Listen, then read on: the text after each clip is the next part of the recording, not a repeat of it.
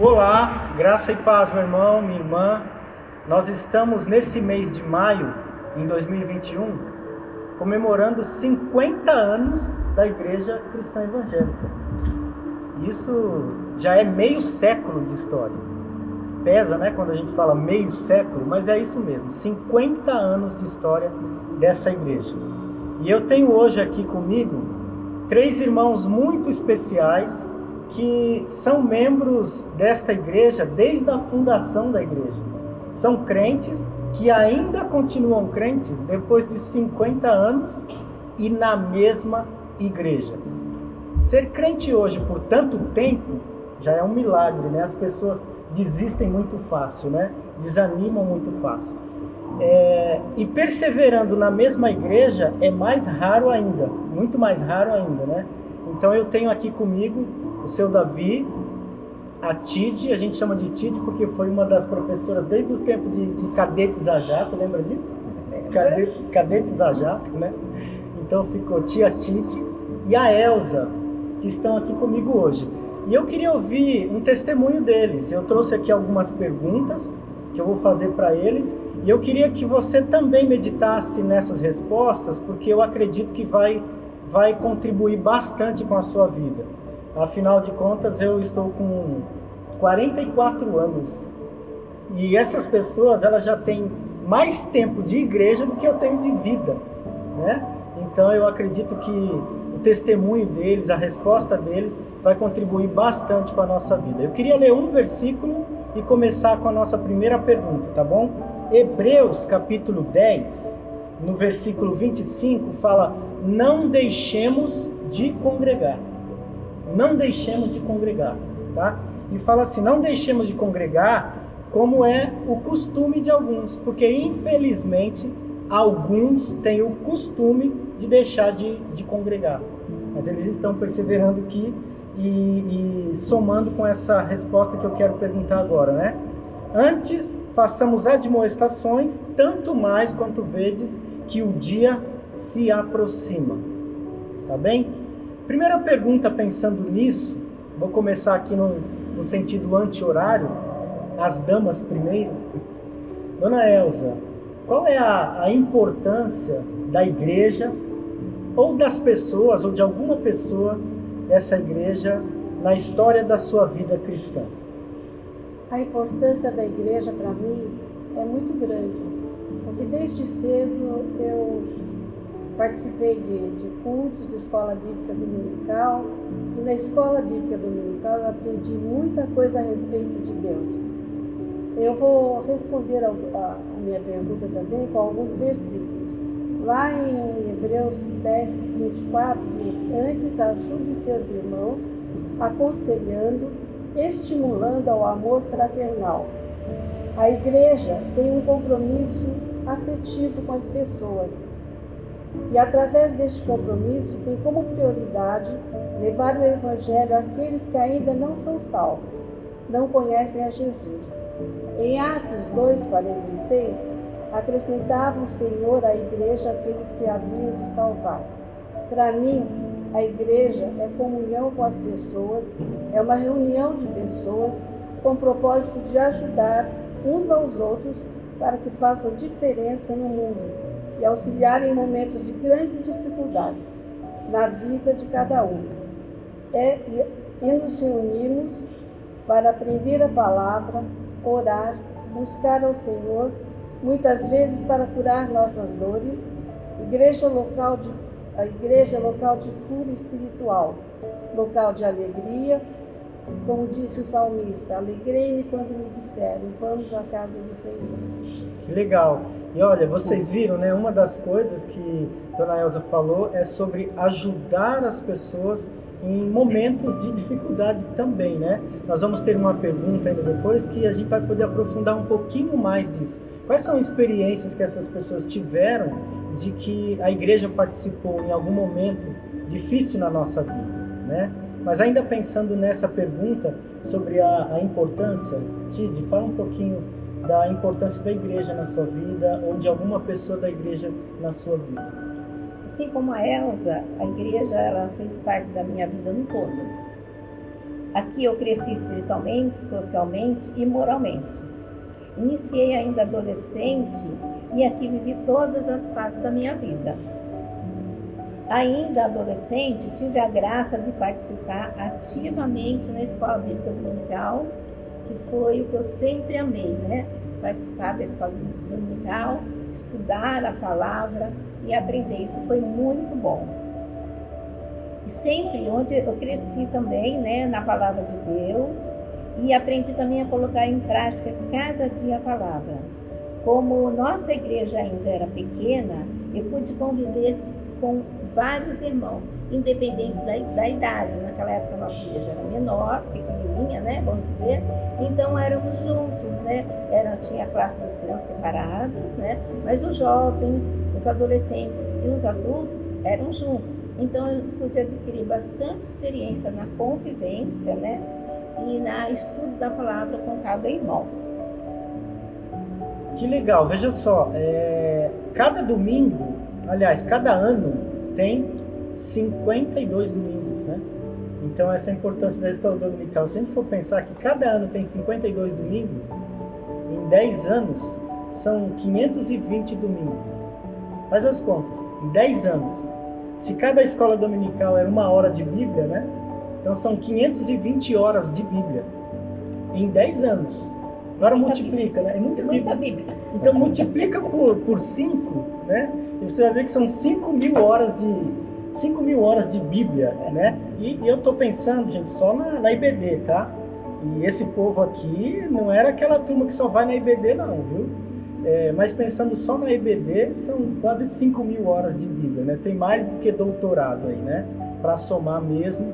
E estão aqui, né? Então, fala um pouquinho, seu Davi, da importância da igreja para o senhor na sua vida, ou de pessoas da igreja na sua vida.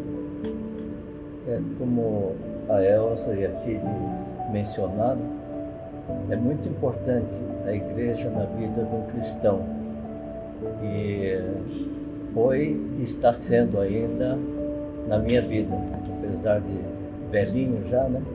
Mas eu acho que enquanto Deus der força, a gente tem que estar presente na casa do Senhor, aprendendo, e mesmo tantas horas, né?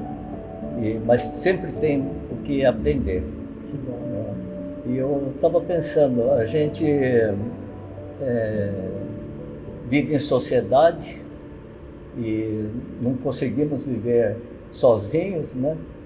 E nesse sentido a gente está pensando, o crente vai procurar onde se sente bem, né? Onde se sente realizado, onde aprende, onde tem algo bom para si, para sua família. E eu acho que isso tudo nós encontramos na igreja, né? Onde professamos a mesma fé, onde estudamos a mesma palavra, né? Temos o único Deus como nosso Senhor, e aqui aprendemos uns com os outros, estar seguindo esse Senhor. E a gente vê que assim é importante a igreja para a vida de cada um, né? De nós aqui, cada um dos irmãos. E de fato nós temos que obedecer o que a palavra nos diz, né? De não deixarmos de congregar, porque é muito importante. Isto fortalece a nossa fé. Eu lembro que minha mãe me levava desde pequenininho na igreja, e constantemente. A reunião de oração lá era 6 horas da manhã. Depois, em seguida, tinha a escola bíblica, à noite tinha os trabalhos. Mas a gente vê que tudo isso nos faz fortalecer a nossa fé e permanecer firmes na fé. Muito bom. E uma das coisas que ajuda a gente na nossa caminhada é exatamente o fortalecimento da fé. Porque a fé foi algo que Deus repartiu para cada um, todos nós temos fé, né? mas ela sofre lutas. A nossa fé, ela passa por vales profundos. Tem momentos que estamos na montanha, no pico da montanha, no lugar alto da fé, mas tem momento que desanima. E a segunda pergunta é exatamente essa, né? Como fazer para manter essa fé por tanto tempo? E se puder ainda dar uma contribuída, como manter essa fé por tanto tempo e na mesma igreja? Eu sei que alguns mudam por questão de trabalho, mudou de cidade, né? Mas muitas vezes mudamos justamente por causa até disso que o senhor Davi falou, né? Não encontramos na igreja algo que me identifica, ou até mesmo aborrecimento com o irmão, né? Como manter a fé por tanto tempo, né? Qual o segredo de se manter a fé tanto tempo e na mesma igreja? Manter a fé não é muito fácil mesmo, não. Algumas vezes a gente tenta vacilar um pouco, né? E até desistir mesmo da caminhada. Mas conforme Jesus disse, no mundo tereis aflições. Eu venci o mundo, tenho de bom ânimo. Olhando sempre como que eu vou conseguir manter a minha fé até hoje. Olhando sempre para Jesus, para aquilo que Ele fez, como Ele foi, como Ele andou, e o que Ele é para mim, o que Ele representa para a minha vida. E também lendo da Sua palavra a respeito de tudo aquilo que eu sei, que eu aprendi da palavra de Deus aqui dentro da igreja, daqueles profetas, dos discípulos e das pregações daqueles homens de fé. Eu lembro muito de Abraão e vejo como a fé do Abraão era uma coisa assim inusitada. Abraão foi uma pessoa de fé mesmo até o último ali, que talvez se a gente olhasse a gente não ia acreditar como ele acreditava em Deus e tudo que Deus tinha prometido para ele. E manter a fé, eu acho que quando a gente fica um pouco mais velho, a gente tem mais facilidade de estar mais perto. Quando a gente é mais novo, a gente quer fazer outras coisas diferentes. Mas a gente precisa manter a fé para a gente caminhar com Deus até aquele dia que a gente vai se encontrar com Ele ali no céu. Muito bom. E essa data do encontro com Ele no céu, ela não existe, não está registrada em nenhum livro. Nós não sabemos o dia desse encontro, né?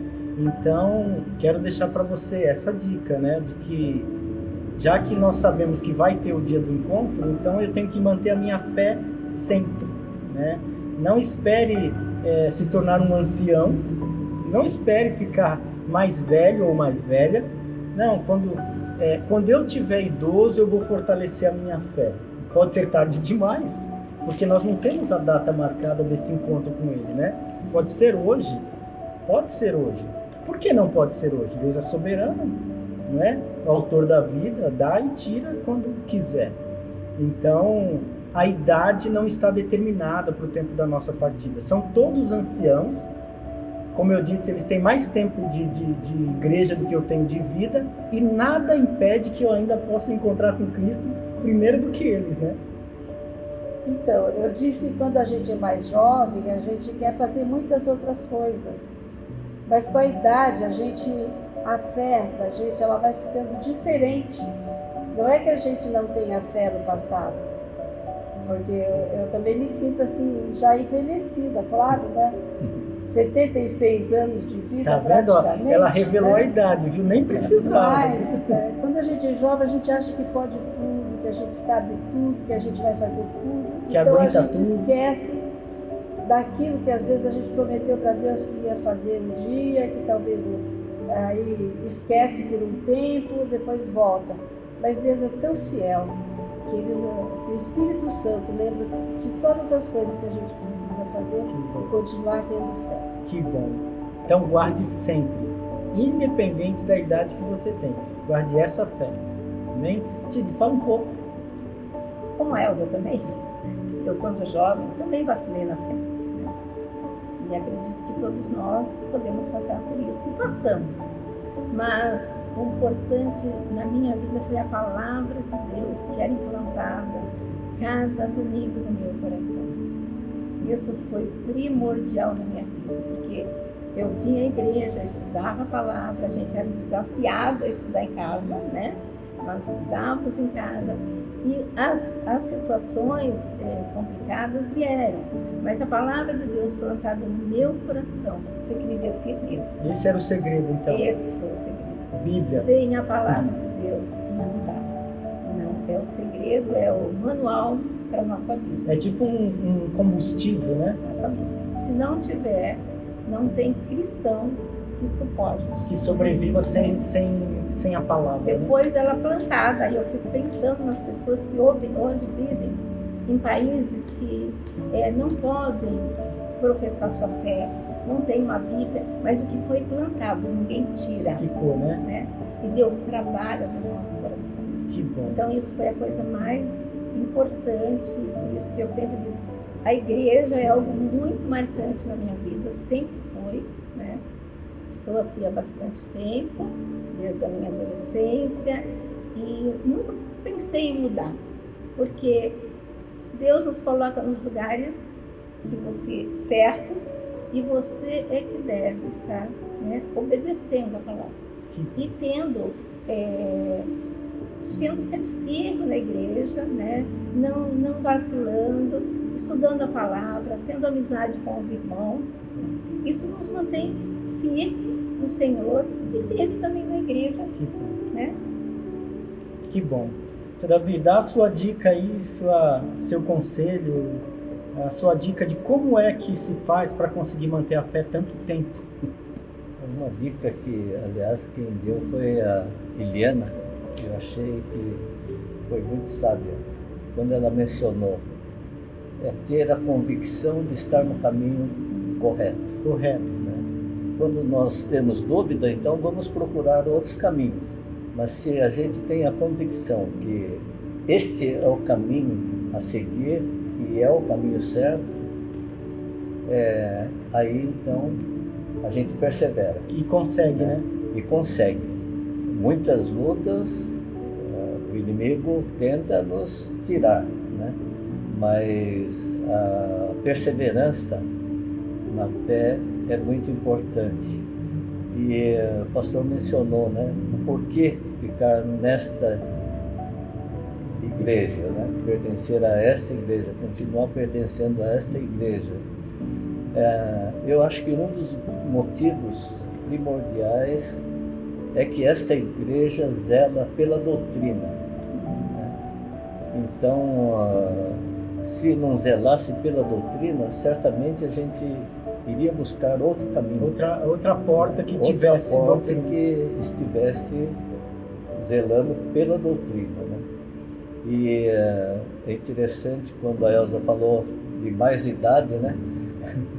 E eu tenho mais idade do que ela, não vou revelar a minha idade. Melhor não. Mas eu acho que a gente tem mais facilidade, porque durante a vivência a gente vai tendo mais convicção de que está no caminho correto pelas experiências. Né?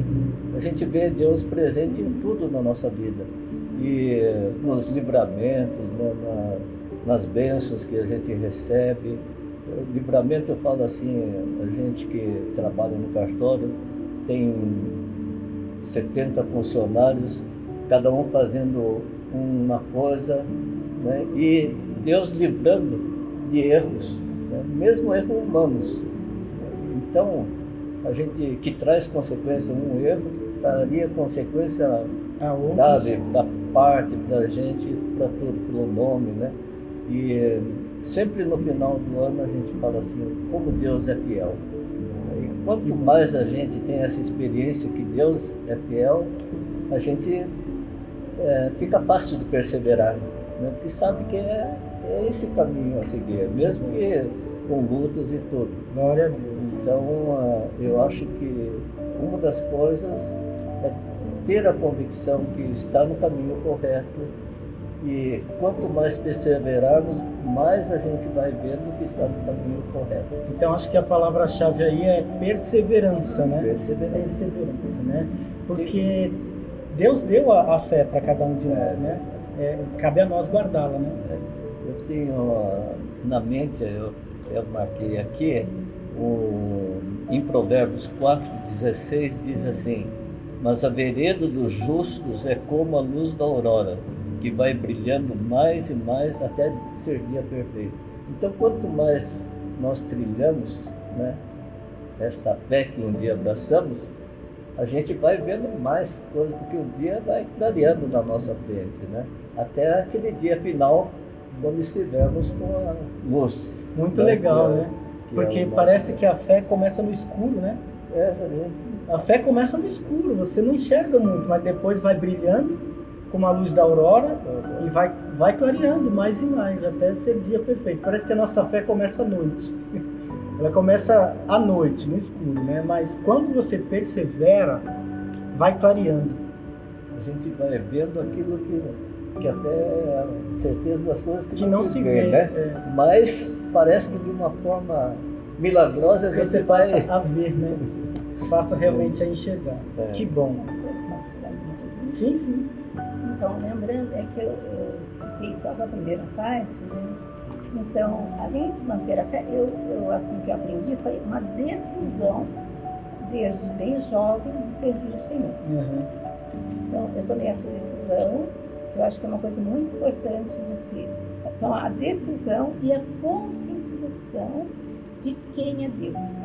Mesmo ainda sendo tão nova, eu não conhecia totalmente Deus, mas eu já tinha tomado a decisão de servir ao Senhor e procurar cada dia mais conscientizar de quem era Deus e de quem eu era. Porque quando eu me lembrava quem era Deus, então eu tinha que realmente me render a Ele. Então, vai guardando aí essas palavras-chave, tá? Vai guardando: perseverança, conscientização, fortalecimento. Vai guardando essas palavras-chave, que eu tenho certeza que vai servir para a tua vida no momento em que você estiver frio, desanimado ou desanimada, pensando até em desistir, né? A fé é algo que Deus deu para cada um. Romanos capítulo 12, né, no versículo 3, fala que Deus repartiu a fé para cada um. Fé é uma coisa que todo mundo tem, mas cada um cuida dela como quer. Deus deu fé para mim, deu fé para você, Deus deu fé para cada um de nós, né? Até para a pessoa acreditar num ídolo, ela acredita com a fé que ela tem. Até para acreditar numa estátua, num Deus de gesso, ela acredita com a fé que ela tem, com a fé que Deus deu para ela. Mas se ela quer colocar a fé em Deus ou colocar no ídolo, é uma decisão dela. Mas todos têm fé.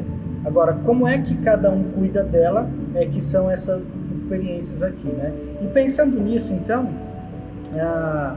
uma terceira pergunta é se teve alguma experiência, né, pessoal na sua vida, aonde a igreja marcou a sua vida, ou uma pessoa da igreja, se teve algum momento na sua vida em que a igreja foi mais significante para a sua vida. Pensando em perseverança, eu posso dizer que eu fui perseverante ficando aqui na igreja. E aqui na igreja eu fui acolhida por pessoas, pela própria igreja. E acredito que muitas pessoas foram acolhidas aqui, desde quando foi fundada. Deus é misericordioso e coloca pessoas na nossa vida que nos ajudam, porque a igreja não é só um local de bênçãos, né? Mas também de aflições. Algumas vezes, conforme Salmos 34:18, perto está o Senhor dos que têm o coração quebrantado e salva os contritos de espírito. Mas eu quero ressaltar aqui de algumas pessoas. Foram muitas pessoas que me ajudaram, a Titi, minha amiga aí, de vez em quando a gente ainda conversa muito, né? Ela me ajuda bastante. Você também me ajuda. Mas eu devo muito para a família Jorge, né? Se não fosse por eles, eu não estaria aqui nessa igreja, tá? E eles me ajudaram bastante no meu crescimento espiritual, até na minha vida financeira, vamos assim dizer, tá? E em alguns aconselhamentos também que eu recebi deles, tá? Que legal. E foi muito bom estar aqui. Dona Vasti, quero lembrar bastante dela, que ela também foi muito especial na minha vida, né? E acredito que na vida da Titi também, né? Com toda aquela vontade de acertar, fazendo as coisas da maneira que Deus queria nas nossas vidas. Que legal. Então, olha só, né? Mais dicas dessa questão da importância da igreja na nossa vida. Proximidade, conselho, apoio material, não é? São todas experiências que a igreja pode colaborar contigo. Fala um pouquinho de algo aí, Titi, assim, onde a igreja foi muito importante na sua vida, ou pessoas da igreja foram também. A igreja foi importante muitas vezes, né? Mas a fase mais difícil que eu passei foi o divórcio, né? Foi uma situação muito difícil para mim. Não era normal isso nem na igreja acontecer, né? Há quantos anos já, mais ou menos? Perdeu as contas? Eu só tinha 35 anos, eu já tenho 66. Então aí, ó, 32 anos, pelo menos. Então, foram uma fase difícil que eu precisei de apoio, né?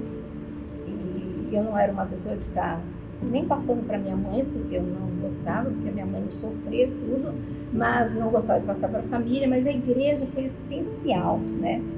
E eu posso dizer que essa experiência foi difícil, mas eu precisei até anotei aqui, de irmãos firmes na fé. O que foi importante, que eu gostaria de ressaltar, se você estiver passando por lutas, procure irmãos firmes na fé, para que você possa ser aconselhado, né, dentro da palavra, né, e aconselhado com maturidade, que eu acho isso foi muito importante para mim, né.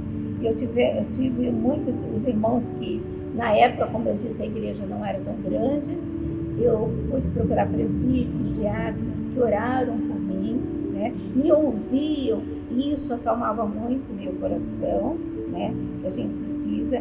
E eu me recordo, como a Elza falou, foi o Samuel Savicas, que é antigo da nossa igreja, né, ele era jovem, mas ele também me falava, conversava comigo, me aconselhava.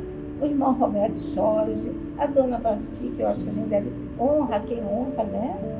E a Nilza Coutinho, com as lutas dela, me ajudou muito. Os antigos, bem antigos, lembram da Nilza Coutinho, o irmão Osmídio, né? O irmão Adilson. Então foram estas pessoas que me acolheram, conversavam, me ouviam, não me criticavam. Foi muito também. É uma situação bastante difícil, onde a igreja, quando não tem maturidade, critica muito, né? E Deus levanta anjos, né? Pessoas que vão... Porque a pessoa já está, dependendo do problema, ela já está machucada, está triste, desanimada, insegura. Então, nessa hora, a gente precisa de pessoas maduras, na fé, né? Conhecedoras da palavra. Infelizmente, eu diria assim, não conversar com todo mundo, não com todas as pessoas, porque nem todas as pessoas têm maturidade e nem sabedoria para te aconselhar. Mas Deus sempre levanta, né? Deus é maravilhoso. E esses nomes que ela citou, é claro, não é para... a ideia não é dar glória a homens, mas dar glória a Deus, que levanta pessoas para nos apoiarem nos momentos difíceis, né? Deus levanta pessoas. Então, seja você também um anjo de Deus para abençoar quem precisa, para ajudar quem precisa, né? Que não sejamos uma igreja apenas do congregar, mas conviver, né? Realmente apoiar. Seu Davi, fala um pouquinho aí de algum momento na sua vida em que a igreja foi crucial. Passei por alguns momentos difíceis também, quando minha mãe faleceu, o Roberto, meu neto, meu Só um avô. pouquinho mais alto. Só um pouquinho mais alto. Então, nessas horas, a igreja, a gente sentia que a igreja estava junto, né? Em oração, clamando, dando conforto, palavra de conforto. Também quando o Marcelo foi sequestrado, Marcelo, meu filho, também foi um momento bastante difícil, onde alguns irmãos estiveram em casa, passaram o dia e orando. Eles ficavam lá na sala orando e eu conversando com o sequestrador, né, e aguardando o sequestrador entrar em contato e sabendo, Deus me deu tranquilidade, sabendo que Ele iria dar o livramento, né? E os irmãos estavam atrás, quer dizer, não só os que estavam lá em casa, mas também aqueles que estavam em suas casas, sabia que estava orando. E no final deu tudo bem, né? E, então é importante contar, como os irmãos mencionaram, contar com esta retaguarda da igreja. nas horas difíceis. Saber que os irmãos estão na retaguarda e orando, isso nos fortalece para passar, né, por momentos difíceis. Eu creio que todos nós passamos e não sabemos ainda quanto mais vamos passar, né? Mas temos a certeza que primeiramente Deus está conosco e os irmãos também estão juntos. Isso nos dá alívio nessas horas. E força, né, para continuar, né? Força para continuar. E eu louvo a Deus mesmo pela vida dessas pessoas. Algumas delas que foram mencionadas eu me lembro. Eu não tenho 50 anos aqui ainda, mas já conheço a igreja há 30 anos atrás, né? Cheguei aqui na adolescência com 14 anos de idade. Tive uma passagem rápida aqui ainda na infância, acho que com 7, 8 anos. E depois voltei na adolescência aos 14, quando me converti mesmo, né? Ainda me lembro, eu fui uma das crianças que ainda andou naquela veraneio verde do seu irmão. Lembra da veraneio verde do seu Roberto?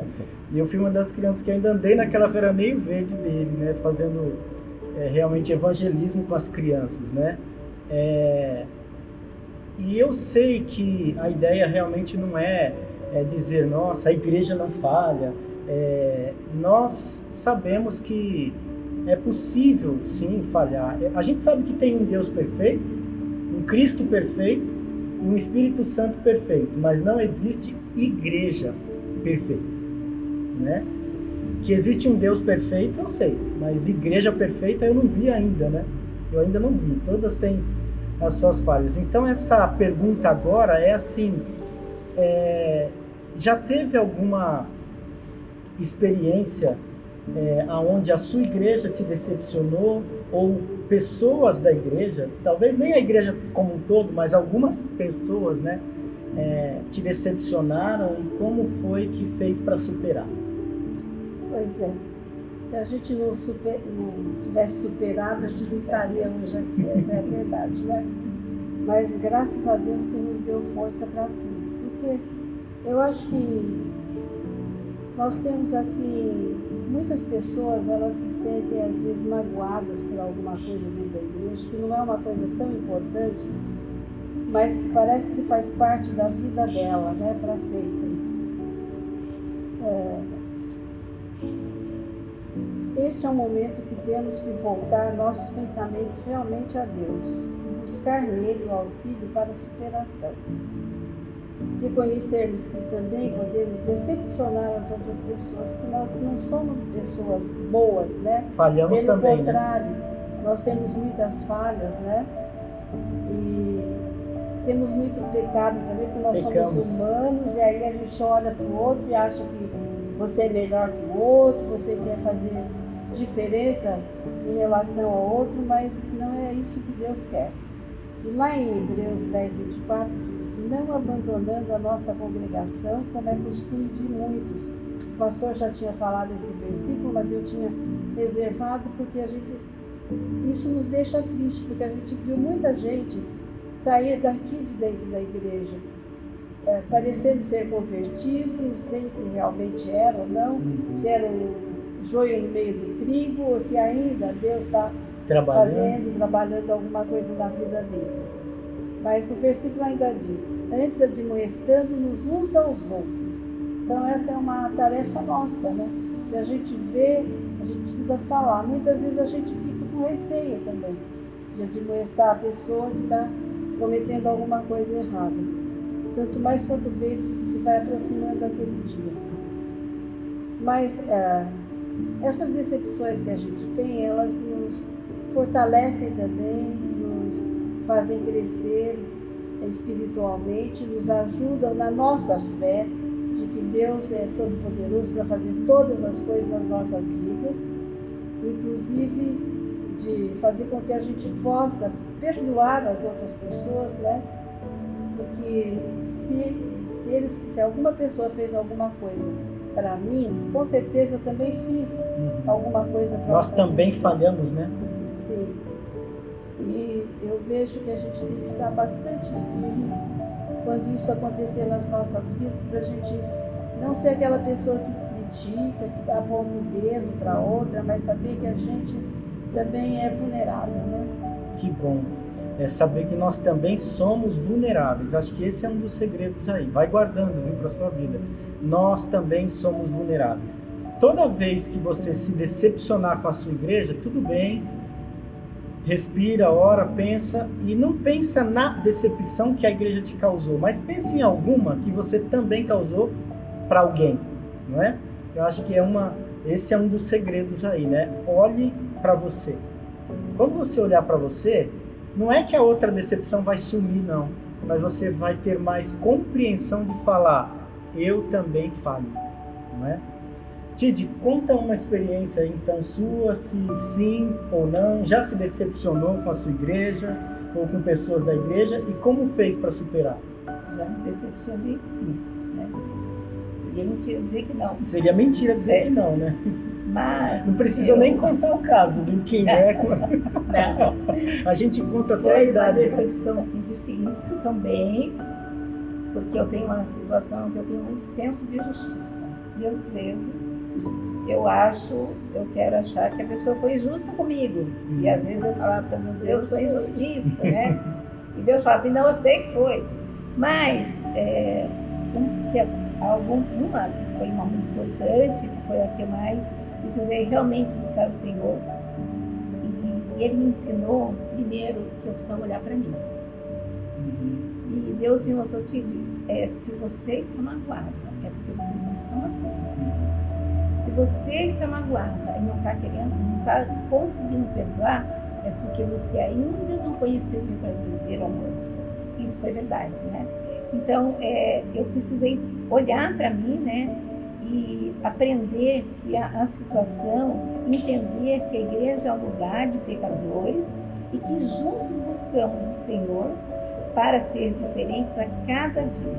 Ele me ensinou a perdoar, me ensinou a continuar no lugar onde Ele me colocou. Não foi fácil, né?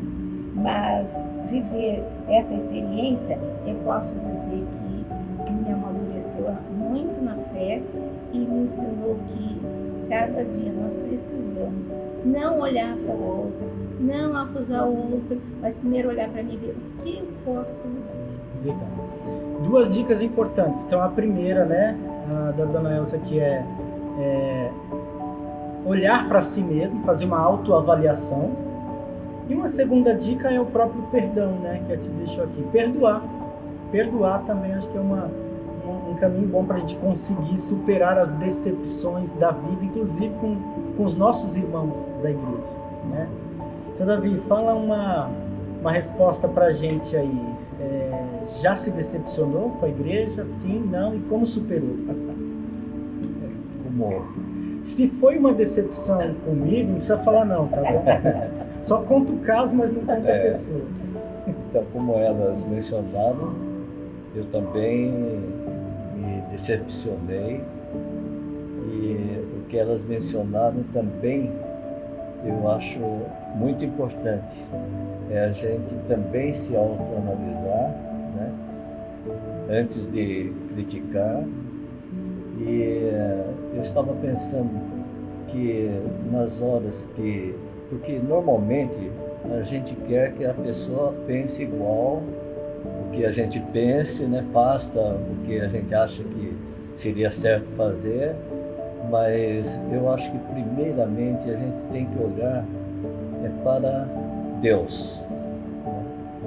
Saber como Ele olharia para a pessoa que nos decepcionou e olharmos com o coração de Deus para essa pessoa. Eles falaram em perdoar, né, e tudo, e uma das coisas seria realmente perdoar. O perdão, né? E reconhecer que nós somos humanos, sujeitos a erros. Eu também creio que decepcionei muitas pessoas aqui mesmo na igreja e fora da igreja também. E eu costumo, mesmo lá com os funcionários, eu costumo relevar muitas coisas porque eu errei também, né? E às vezes eles erram a mesma coisa que eu errei. Não vou fazer que nem aquele credor incompassivo, né? Errar e querer cobrar dos demais. Mas na realidade eu creio que o segredo é olhar primeiro nessas horas difíceis, olhar para Deus, né? E pedir para Ele que nos dê sabedoria para tratar desse assunto que nos magoa. Então eu creio que nós poderíamos até, se tivermos oportunidade, de aconselhar, né, essa pessoa, não já com aquela mágoa, mas com amor, para que a pessoa possa endireitar o caminho, se é que ele está errado, né? Mas eu acho que esse seria o segredo que eu acho, olharmos para nós, como elas disseram, e olhar para Deus acima de tudo, né? Acima de tudo, né? E pedir para Ele sabedoria para tratar, né, dessa mágoa, se é que pode tirar essa mágoa. Não deixar que a raiz de amargura fique brotando, permaneça, né? E que venha o amor de Deus e nós possamos agir como Deus agiria nesse caso. Muito bom. Guarde tudo isso. É Bíblia também isso, né? E é Bíblia, é palavra para a sua vida. Nosso tempo está avançando. Eu queria que a gente terminasse agora com uma resposta bem objetiva de cada um deles, com a seguinte, não uma pergunta, mas eu acho que é um conselho, né? Se tem algo na sua vida que gostaria de deixar como um conselho de algo que vocês ainda gostariam de ver acontecer na sua igreja.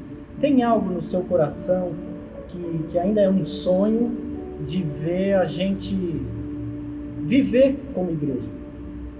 Dona Elza. Muitos sonhos, né? Que bom. A gente ainda tem dentro do coração para essa igreja. Que bom. Mas eu vou falar especificamente só de dois, porque é o que está no meu coração, tá? Bom. Além das outras coisas que já acontecem, né? Porque eu sei que acontece muita coisa boa aqui dentro da igreja, nos ministérios e tudo, mas eu tenho uma dica e uma sugestão. E eu acredito que também não seja só do meu coração, tá? De muita gente, de outras pessoas também que eu já conversei. A gente louva a Deus com cânticos todos os domingos, né?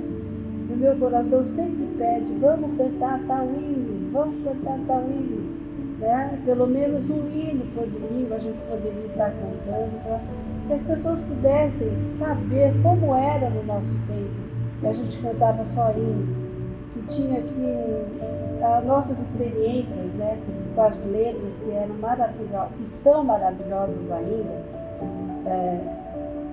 Que eu gostaria muito que todo mundo aprendesse e que guardasse no coração a letra daqueles hinos, que vai a todo momento vem ao seu coração. Não sei, eu acho diferente, tá? Não sei se que eu acho muito profunda as letras, né? E que levam as nossas almas até Deus. Não que os cânticos não façam isso, tá? Mas eu sinto assim que é diferente. Eu sinto então muitas faltas. E eu lembro, eu vou deixar aqui um versículo: é bom render graça ao Senhor e cantar louvores ao teu nome altíssimo. Eu gosto muito de louvar a Deus. E eu queria realmente louvar a Deus nos salmos e hinos aqui na igreja. E uma das coisas também que me faz recordar é a escola bíblica dominical. não no molde que ela está hoje. Não quero ser saudosista e voltar no passado. E nem dá, né? O pastor Leandro dizia assim, quem gosta de passado é museu, né? Eu não sou museu ainda, né? Ainda estou aqui na Terra, mas falta pouco, né, na vida? Como disse, não tem data para isso. Sim, Né? eu gostaria que a gente tivesse uma escola bíblica dominical nos moldes que a gente teve no começo, com muita gente, com as salas, cantando antes de entrar para as salas, tendo um versículo bíblico para decorar, para falar na frente. Eu acredito que a gente estuda bem a Bíblia, mas eram classes divididas. Isso era muito bom e gostoso. Por departamentos, né? Por departamentos, né? E funcionava bem. Por departamentos. Vivi essa época também. E nós vamos, no último sábado de maio agora, queremos encerrar o mês com uma noite de louvor, né? Fica a dica aí. Ó, Ministério de Música, pelo menos um hino na noite de louvor. Fica a dica, tá bom? Mas não pode ser aqueles de sempre, hein? Tem que ser os novos. Os novos antigos. Os novos antigos para nós. Acho que ainda lembro de algumas letras. O Davi falou aí uma palavra que tinha que ter uma música. Não lembra, né? Tá bom. Tire.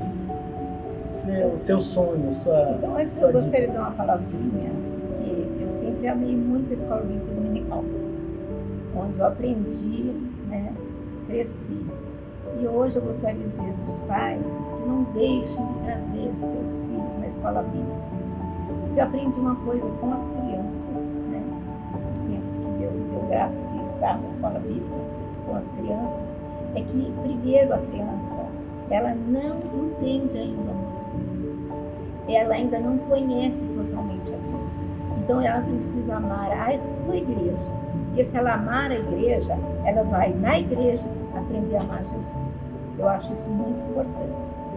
Isso eu vi essa experiência com a minha sobrinha.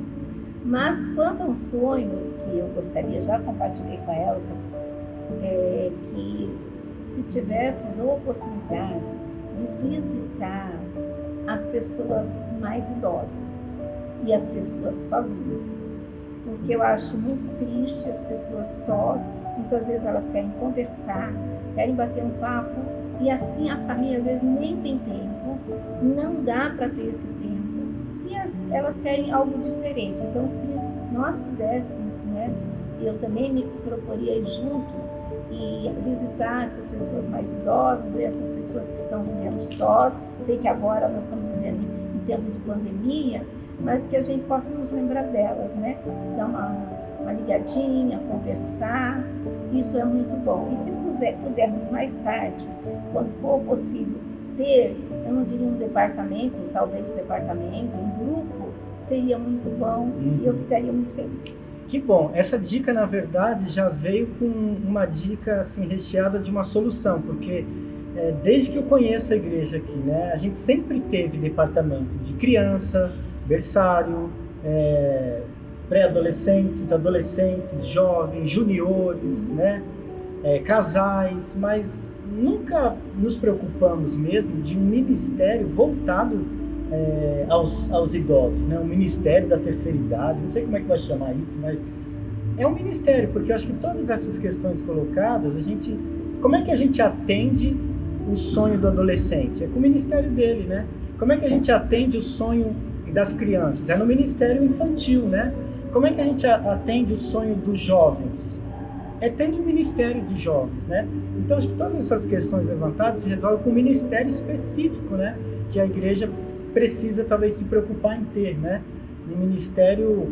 Porque, tendo ele, eu acho que vai atender a questão da visita, vai atender a questão dos hinos e tantos outros conselhos que talvez se tenha. Nosso tempo avança, preciso encerrar. Quero encerrar com o seu Davi falando a sua dica, seu sonho para essa igreja. A minha dica é o que aqueles irmãos do início, eles faziam. Está aqui em Atos 2:42. E perseveravam na doutrina dos apóstolos, na comunhão, no partir do pão e nas orações. Em cada alma havia temor. Que isso seja uma realidade na nossa igreja. Que haja temor, né? Que haja temor, que haja comunhão, que haja oração, que haja perseverança. E aí então nós vamos estar dentro desta palavra, que não são meros conselhos, né? É palavra. Então que você leve isso para a sua vida, e nós vamos tentar em cada domingo pegar um grupo assim, fazendo uma ordem decrescente. Começamos hoje com 5 décadas, semana que vem vamos ter pessoas com 40 anos de igreja, depois com 30, depois com 20, e no último domingo a gente encerra com pessoas que têm 10 anos de igreja, uma década, tá bom? Esteja orando pela sua igreja, em nome de Jesus. Feche seus olhos e vamos orar. Obrigado, Deus, porque o Senhor tem dado saúde, vida para essa igreja continuar. Obrigado por esses conselhos, por essas histórias de vida e vida contigo, vida com o Senhor, vida com a tua palavra. Abençoa cada um deles e abençoa a tua igreja em nome de Jesus. Amém.